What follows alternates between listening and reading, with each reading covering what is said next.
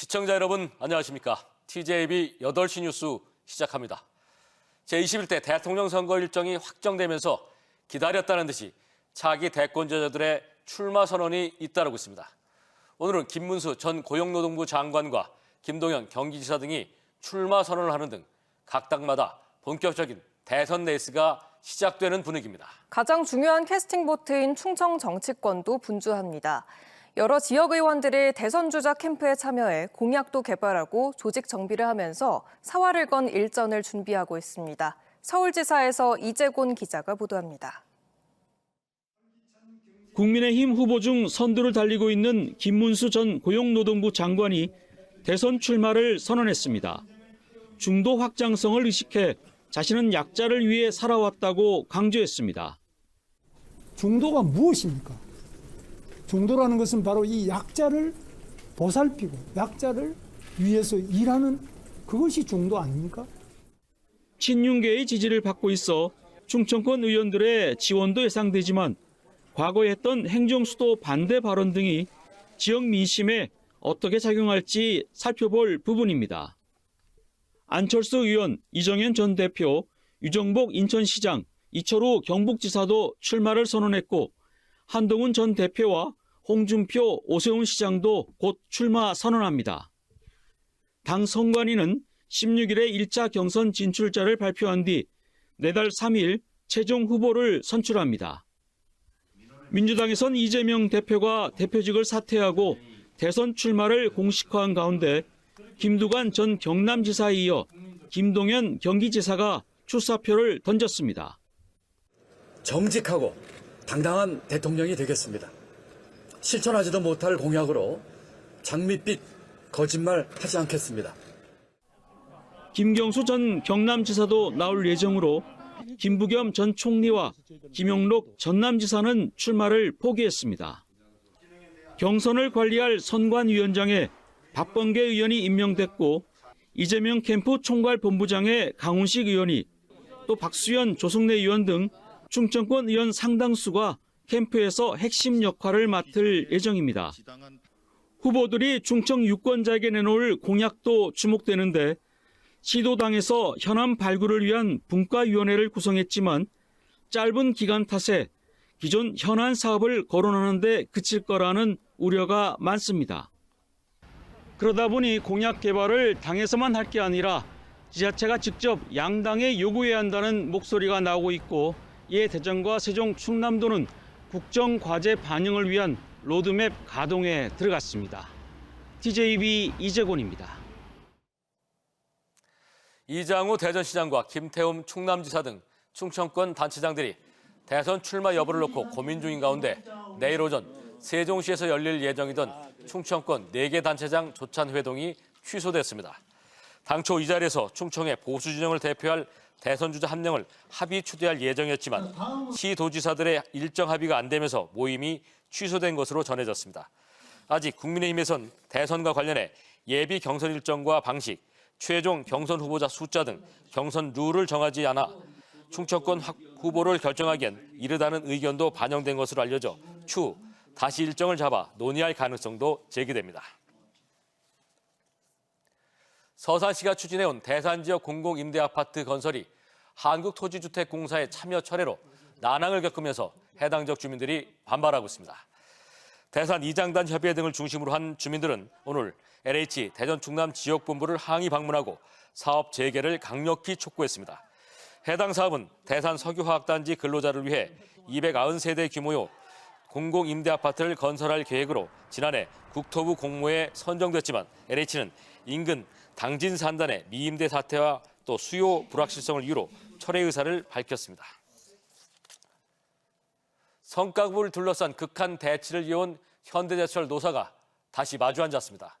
총파업 직전 사측이 교섭 재개를 요청했고 노조가 이를 수용하면서 운명을 가를 교섭이 시작됐습니다. 트럼프 정부의 철강 관세 여파로 경영 악화와 함께 노사 갈등으로 이중거를 겪는 현대제철 노사가 이번에는 극적인 합의를 이룰 수 있을지 주목됩니다. 이수복 기자입니다. 성과급 지급을 둘러싸고 지난해부터 극심한 갈등을 벌이던 현대제철 노사가 극적으로 다시 대화에 나섰습니다. 총파업 직전인 지난 4일 위기 극복이 절실하다며 사측이 교섭 재개를 요청했고 노조가 받아들인 겁니다. 현대제철노사는 오늘 오후 2시부터 당진제철소 내 100년 안전문화관에 모여 교섭을 진행하고 있습니다.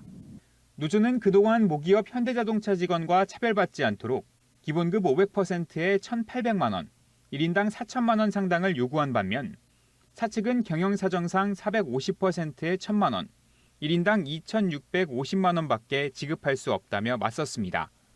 이 같은 양측의 입장이 좀처럼 좁혀지지 않아 노조는 지난 1월 말 부분 파업에 돌입했고 현대제철은 부분 직장 폐쇄 조치로 맞섰습니다. 사측은 또 비상경영 체제를 선언하고 임원급여 20%를 삭감하는 데 이어 50세 이상 전 직원을 대상으로 희망퇴직을 받기 시작했습니다. 이에 대한 반발로 노조는 지난 8일 총파업을 예고하며 양측의 관계는 최악으로 치달았습니다. 그 사이 일본과 중국산 철강제의 저가 공세가 국내 시장을 위협했고 건설 경기 침체까지 찾아오는 등 업황 부진에 따라 경영 실적도 악화됐습니다. 실제로 현대제철의 영업이익은 2023년 7,983억 원에서 지난해 1,595억 원으로 급감했습니다. 여기에 미국의 철강 25% 관세 부과와 현대제철의 미국 공장 신설 계획 소식까지 전해져 제철소가 있는 당진에까지 부정적 영향을 미칠 것이란 우려가 커지고 있습니다.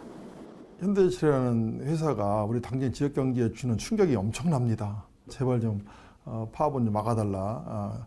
좀 어렵더라도 끝장 토론을 해서 끝장 협상을 해서라도 좀 가능한 빨리 이렇게 좀 타결을 했으면 좋겠다라고. 노사 간 단체 교섭은 밤 늦게까지 계속될 것으로 예상되는 가운데 장기간 극한 노사 대치 속에 양측 모두 위기의식을 공감하고 있는 만큼 조만간 결론이 내려질 것이란 전망이 나오고 있습니다. TJB 이수복입니다. 정부의 기후 대응 댐 건설 정책을 두고 지역사회의 반발이 이어지는 가운데 금강유역 물관리 토론회가 오늘 청양에서 열렸습니다. 오늘 토론회에서는 환경부에서 지정한 신규 댐 후보지 9곳과 예비 후보지 2곳에 대해 과거 폐기된 사업의 재추진이라는 비판이 나왔습니다.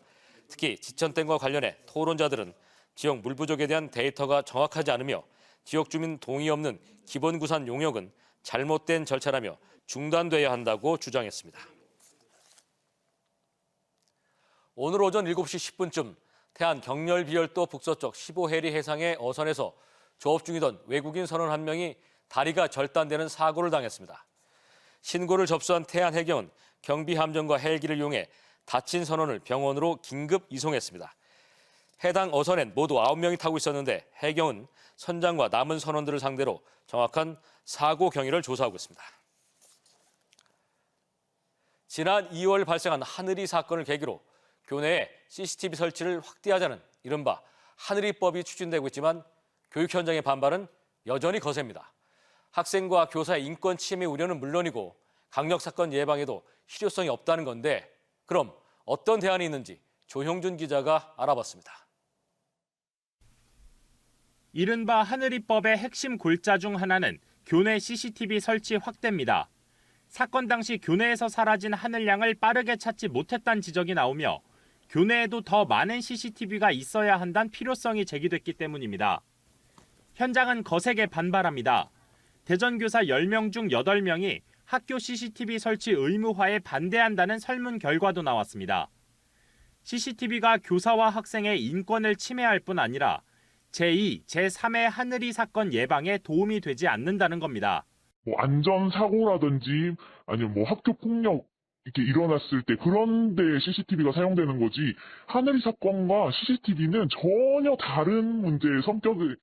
CCTV 도입의 주된 목적은 교내 사각지대를 없애기 위함인 만큼 교실 배치와 같은 근본적인 환경 개선이 동반돼야 한다는 조언도 나옵니다. 미국의 한 중학교의 경우 교사 연구실을 학생들이 사용하는 일반 교실 옆에 배치해 교사들이 연구실을 오가며 자연스럽게 교실과 복도에서 일어나는 상황을 지켜볼 수 있도록 하고 있습니다.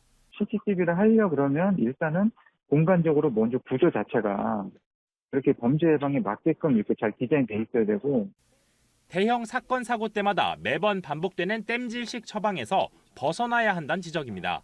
가장 쉽게 현장에 적용할 수 있는 부분이기 때문에 이 문제를 해결하기 위한 해결책으로 약간 임시 방편적으로 추진하고 있는 부분이 아닐까 싶습니다.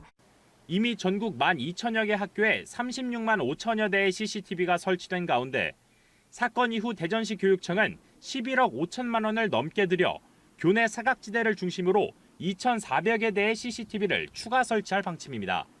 TJB 조형준입니다.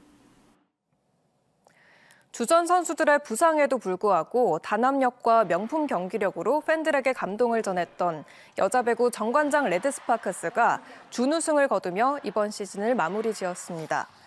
어제 인천에서 열린 챔피언 결정전 5차전에서 정관장은 3, 4세트를 이기며 5세트에서 마지막 승부를 이어갔지만 배구 여제 김연경을 앞세운 흥국생명에 아쉽게 세트를 내주며 패배로 경기를 마무리했습니다. 한편 정관장의 인기를 견인하며 13년 만에 챔피언 결정전 진출에 큰 역할을 한 메가 선수는 홀로 계시는 어머니의 건강이 좋지 않아 이번 시즌을 마지막으로 정관장을 떠나 동남아 리그로 향하기로 했습니다. 대전지법 12형사부는 1999년부터 2021년까지 11년 동안 77차례에 걸쳐 공제조합비 5억 2,700여만 원을 동료의 이름으로 허위 대출 서류를 작성해 자신의 계좌로 이체하는 등 횡령 혐의로 국방과학연구소 전 행성실 직원 A씨에게 징역 3년을 선고했습니다. 재판부는 장기간 걸쳐 이뤄진 횡령 금액이 크고 대부분 회복되지도 못해 조합원들에게 재산상의 피해를 끼쳤다며 양형 이유를 설명했습니다. 보통 실내에서는 화분을 이용해 화초를 키우는 것으로 알고 있는데요. 10여 년 전에 농촌진흥청이 벽면이나 기둥에 화초를 심는 수직정원 시스템을 개발했습니다. 그런데 최근 첨단 스마트 관리 시스템이 탑재되고 실내 공기정화 효과까지 알려지면서 국내는 물론 해외에서도 각광을 받고 있다고 합니다. 이선학 기자가 보도합니다. 지난해 충남도청에 설치된 실내 수직정원 시스템입니다. 청사 내부 기둥과 벽면에 싱그럽고 아름다운 화초들이 가득합니다. 마치 숲속에 있는 것 같은 쾌적한 분위기로 이용자들로부터 큰 호응을 얻고 있습니다. 사계절 푸르름을 갖출 수 있게끔 실내로 정원을 옮겨놨고 그럼으로써 직원들은 또 생활 환경, 근무 환경이 많이 개선이 됐고 공기질 또한 많이 개선됐습니다. 화단을 벽처럼 세운 실내 수직정원 시스템은 지난 2013년 농촌진흥청이 개발한 시스템입니다. 충남 당진에 위치한 이 기업은 농촌진흥청의 기술을 발전시켜 스테인리스와 알루미늄으로 틀을 만들고 뿌리의 발달을 돕는 벌집 구조의 화분과 심지형 자동급수 장치를 개발했습니다. 공기 흡수 필터와 뿌리를 통해 공기도 정화할 수 있는데 실제 실험 결과 포름알데히드와 톨루엔 등의 오염물질이 절반 가까이 감소했고 미세먼지도 크게 줄었습니다. 특히 첨단 IoT 기술을 접목해 조명이나 공기 배출, 급수를 원격 제어하는 스마트 관리 시스템을 장착해 누구나 쉽게 수직 정원을 관리할 수 있도록 했습니다. 식물은 잎에서 52%의 공기청가 되고요. 뿌리에서 48%의 공기청가 능력이 있다고 연구 데이터를 가지고 시작을 했는데요. 사계절이 뚜렷한 대한민국의 농업 기술은 세계 최고가 될 수 있다는 자신감을 가지고 있습니다. 이 같은 기술력으로 국내에만 200여 곳의 수직 정원을 설치했고 국내 최초로 사막의 도시 쿠웨이트와 카타르, 얼음의 도시 알래스카와 북미 지역 수출에도 성공했습니다. 농산업 시장을 개척하고자 하는 농산업체들을 발굴하고 그 이후에 농산업체들이 국내뿐만 아니라 해외 시장을 개척할 수 있도록 저희 농진원에서도 다양한 방면의 지원을 계획할 예정입니다. 농촌진흥청은 앞으로 일반 가정용이나 야외 설치도 가능한 모델 개발을 지원하고 관련 기술 확산에도 주력할 계획입니다. TJB 이선학입니다. 대전시가 사단법인 대전광역시 자원봉사연합회 창립 20주년을 맞아 시청 대강당에서 기념식을 열고 지난 20년의 성과를 돌아봤습니다. 이날 행사에는 이장우 대전시장을 비롯해 봉사자 800여 명이 참석해 자원봉사의 가치와 공동체 정신을 되새겼으며 연합회는 앞으로 복지 사각지대 해소와 재난 대응 등 시민 중심의 봉사활동을 더욱 체계적으로 추진하겠다고 밝혔습니다. 대전시가 도시철도 2호선 정거장 디자인 공모 시상식을 열고 창의성과 실용성을 갖춘 우수 작품들을 선정했습니다. 대상은 대전의 도시 맥락을 유연한 디자인으로 풀어낸 오재환, 임나리 씨의 리니어가 차지했으며 최우수상과 우수상 등 총 8개 작품이 수상의 영예를 안았습니다. 이장우 시장은 수상작들이 실제 정거장 설계에 반영될 수 있도록 노력하겠다고 밝혔습니다. 보령시의 지난해 3분기 생활 인구 누적 수치가 221만 명을 기록하며 전국 인구 감소 지역 중 2위, 충남 도내에서는 1위를 달성했습니다.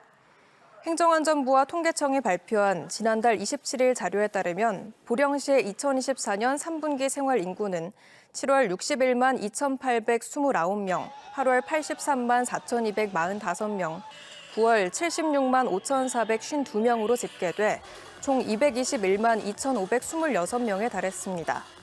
이는 2023년 2분기 192만 명보다 약 29만 명 증가한 수치로 여름철 보령 머득축제를 비롯한 다양한 행사와 대천해수욕장과 보령 냉풍욕장 등 관광지가 각광받은 결과로 분석됩니다. 충남 지역 해삼 생산량이 최근 5년 동안 연속으로 감소 추세를 보이면서 2019년 6만 7천 톤에서 지난해 5만 2천 톤으로 22% 줄었습니다. 이에 따라 태안군은 내년까지 해삼 산란과 서식장 34곳을 조성하고 이달부터 바다에 자연석과 인공어초를 설치해 해삼 종자도 입식할 계획입니다.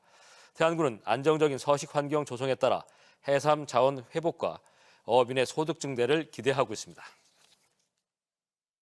이제 조기 대선에 막이 올라 출전에 나서는 후보들을 중심으로 캠프가 조직되고 공약을 다듬어갈 것으로 보입니다. 언제나 그렇듯이 승부처인 충청을 향한 구애는 뜨거울 테고 장밋빛 지역 공약도 쏟아져 나올 겁니다. 그러나 충청은 또 늘 겪어온 대로 선거가 끝나면 찬밥 신세가 돼 영호남이 공약잔치를 벌일 때 소갈이만 할까 봐 걱정입니다. 이번만큼은 국회나 대통령실의 통치 세종 이전 등 굵직한 공약을 담보할 장치를 마련하고 정치권은 물론이고 지역이 똘똘 뭉쳐 결기도 보여줘 더 이상 부도수표가 아닌 현찰을 받아냈으면 좋겠습니다. 이상으로 뉴스를 마치겠습니다. 함께해 주신 여러분 고맙습니다.